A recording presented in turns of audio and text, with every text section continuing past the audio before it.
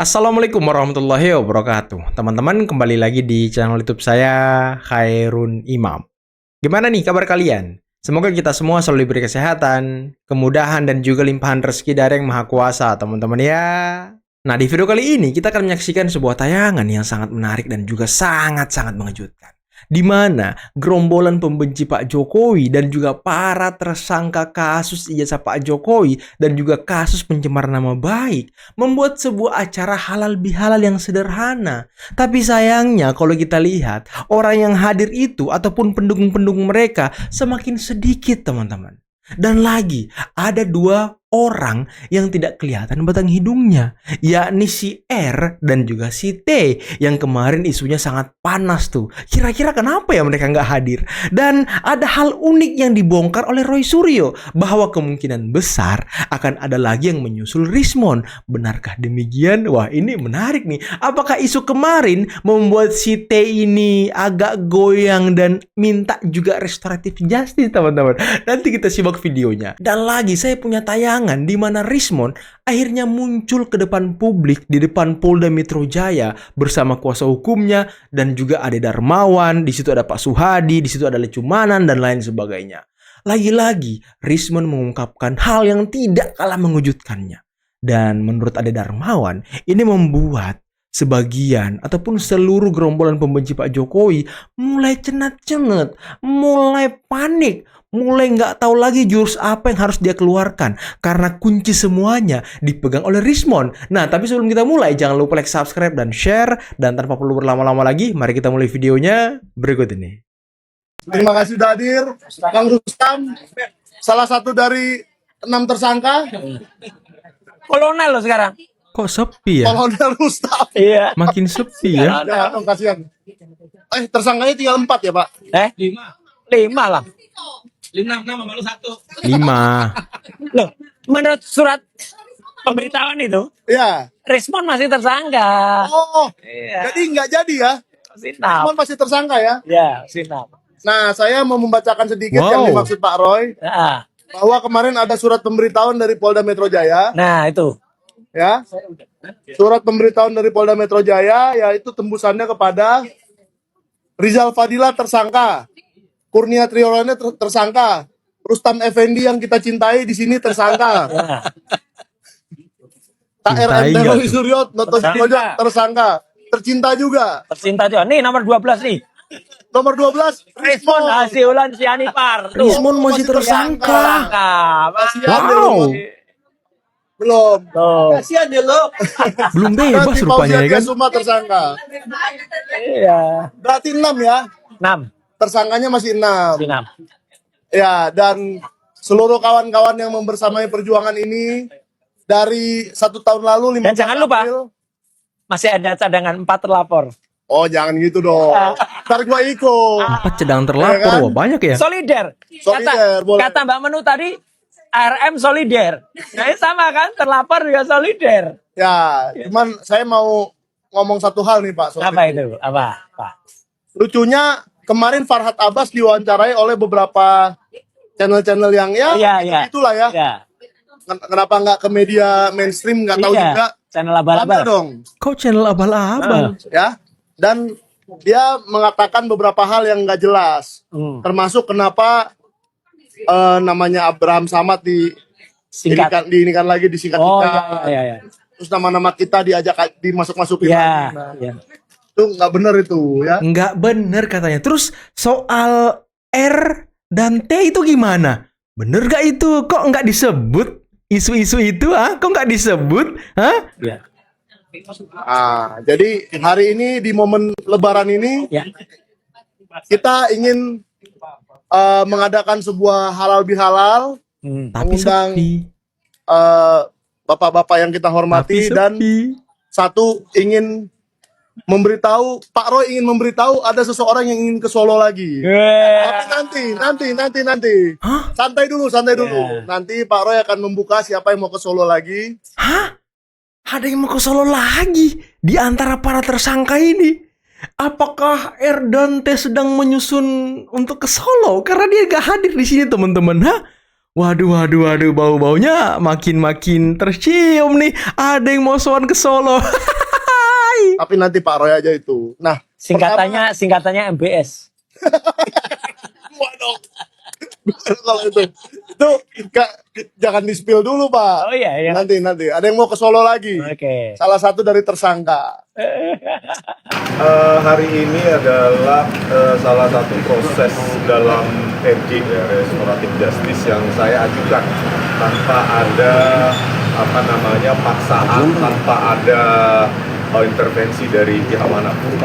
Itu murni dari saya, dan saya ceritakan kepada pengacara saya, Bang Jamal Regirsa, lalu diproses di Polda Metro Jaya. Jadi tidak ada pengaruh dari siapapun, murni dari hasil penelitian saya yang baru yang melibatkan variabel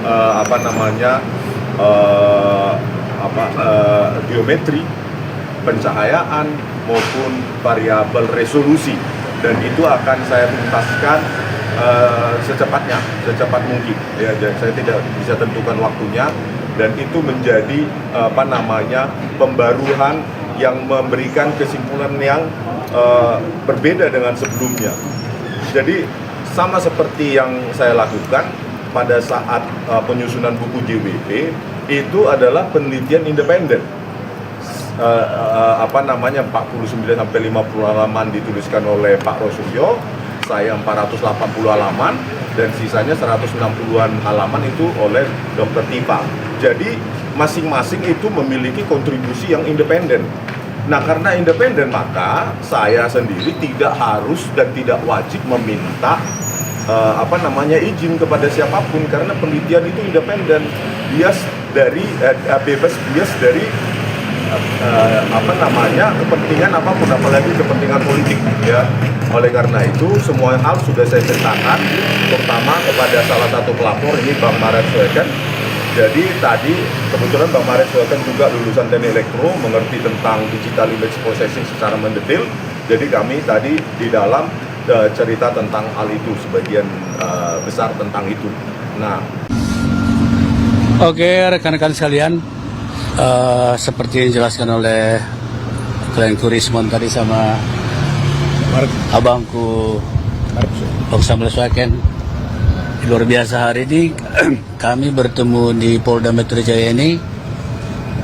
Kebetulan ada 3 pelapor, Bung Lecumanan, Bung Adi Darmawan, dan Bung Andi Kurniawan sama Bung Soeken, ya. Artinya apa? Hari ini kami berbincang-bincang bersahabat saja. Tentu ada kaitannya dengan restoratif justice yang diajukan oleh klien saya, Rismon Hasilwan Sendipar. Dan ini suasana kekeluargaan. Dan memang sejak pengajuan restoratif justice tanggal 3 Maret yang lalu, secara tertulis oleh klien kami Rismon Hasilwan dan saya, memang terjalin ke pihak manapun itu suasana kekeluargaan. Dan ini yang kita laksanakan juga hari ini, bukan secara kebetulan, ya. Memang kita bertemulah di sini secara kebersamaan untuk membersamai kelangsungan atau finalisasi daripada restoratif justice yang sudah berjalan sedemikian bagus menurut kami sejauh ini. Dan kita tentu menunggu finalisasi saja, karena hari ini secara terus terang bersahabat 3 pelapor ini berbincang dengan kami, Rismon dan saya, kuasa hukumnya Rismon, hanya penyesuaian kata saja. Mungkin sebelumnya ada tafsiran-tafsiran para pelapor gimana. Nah, tapi hari ini kami sudah bahas tadi beberapa waktu di dalam, bahwa memang tidak ada perbedaan pendapat sesudah kami diterima oleh Pak Jokowi tanggal 12 Maret yang lalu di Solo bersama klienku Rismon.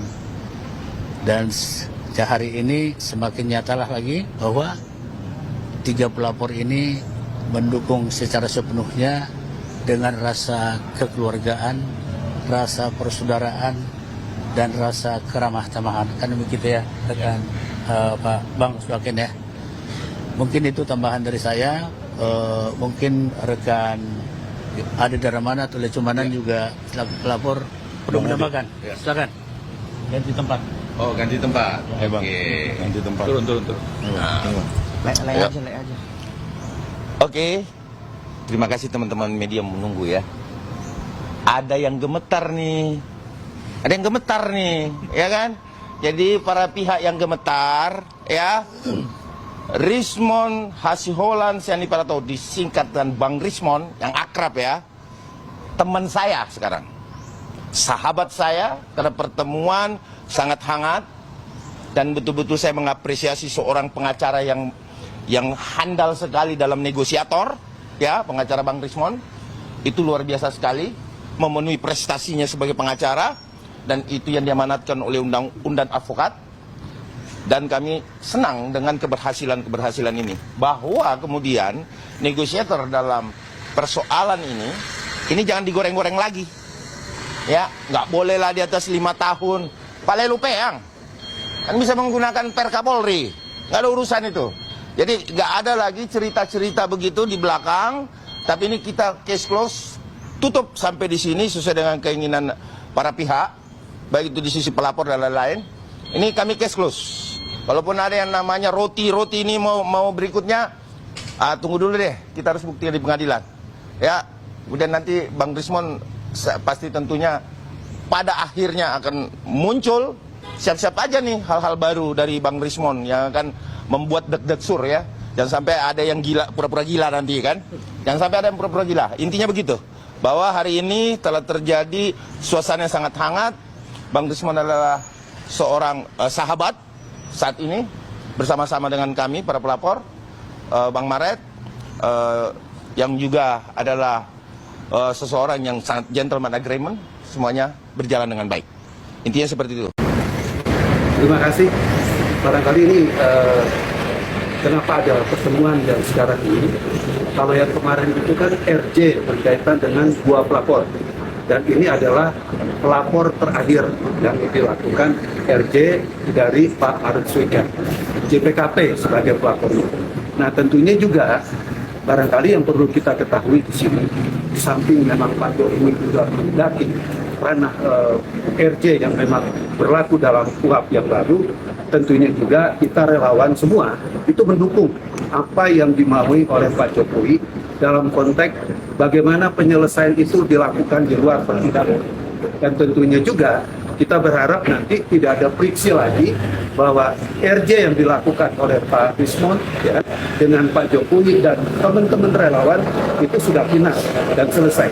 Karena sebentar lagi kita akan menantangani proses RJ ini. Dan kita berharap juga dalam waktu dekat SP3 akan keluar dan juga nanti penetapan dari pengadilan akan selesai. Terima kasih. Oke, ya, kita tanda tangani dulu ya, teman-teman ya. Oke, yuk. Kita aja dulu ya. Saya sedikit ya. Sedikit, Jadi saya mau sampaikan ya teman-teman ya, hari ini RJ sudah ya, Bang Rismond sudah nyatakan bahwa ijazah Pak Jokowi tidak pernah ada masalah. Jadi saya mau kasih tahu ya, Pak Jokowi tidak pernah menggunakan produk palsu. Yang pertama ya. Yang kedua, yang palsu itu giginya si Roy yang palsu. Oke. Dan juga ada ancaman lainnya, dendanya 10 miliar di 32 dan 35 12 miliar. Itu yang mereka takutkan. Ya. Gitu. Jadi saya katakan sekali lagi, tidak ada penyelundupan hukum gitu. Ya, makanya saya udah bilang, segala sesuatu baca dulu sebelum bertindak. Jangan sampai nanti malu.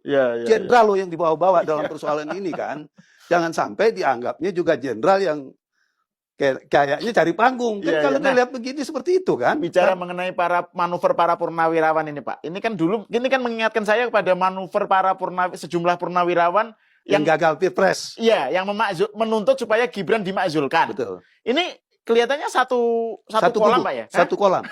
Kolam yang sama. Iya, meskipun orang-orangnya nggak sama persis. Dulu kan ada Pak Fahrul Rozi, sekarang kan Sunarko ya, misalnya yang maju. Ya dulu kan juga ada nama itu. Oh iya, betul, dulu kan ada nama itu kan. Jadi lu lagi, istilahnya gitu lah. Iya. Nah ini menarik Pak, kalau kita lihat kan proses perkara yang terkait dengan Roy Suryo CS kan sedang jalan kan, dan itu kan apa istilahnya itu bagian dari upaya yang sekarang sebentar lagi masuk ke pengadilan lah gitu ya. Tiba-tiba ada manuver-manuver ini Pak, manuver para jenderal ini citizen lawsuit. Terus juga Refli Harun sebagai koordinator apa itu Troya ya.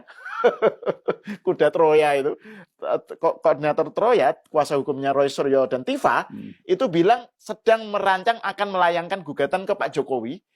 Gugatan Pak Jokowi dianggap PMH, perbuatan melawan hukum gitu.